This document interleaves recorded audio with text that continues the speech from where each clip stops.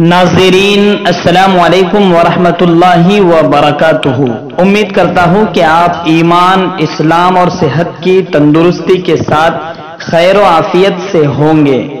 इस वक्त एक बहुत ही बड़ा ग्रुप शबाबुल इस्लाम लखनऊ पर चंद घंटे पहले ये खबर शाये की गई है कि हजरत मौलाना ताहिर हुसैन गयावी दामत बरकातुहुल आलिया का इंतकाल हो गया है।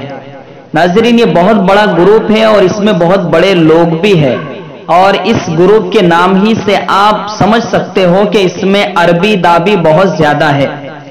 लेकिन कुछ अफवाह भरी खबरें इस तरह फैला दी जाती है कि बहुत से लोग कशमकश का शिकार हो जाते हैं।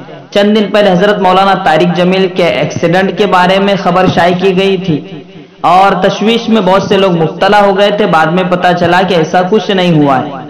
इसी तरह मुनाज़िर इस्लाम मौलाना ताहिर हुसैन गयावी रहमतुल्लाह दामत बरकातुहुल आलिया के सिलसिले में इस तरीके की झूठी खबर फैलाई जा रही है।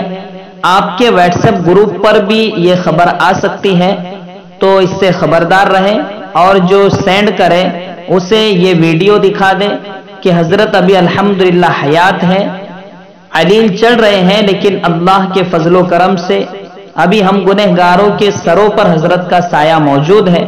तो ऐसी तशवीशनाक खबरें न फैलाएं और जिस ग्रुप में भी ऐसी खबरें आए तो फौरन उसका रद्द करें।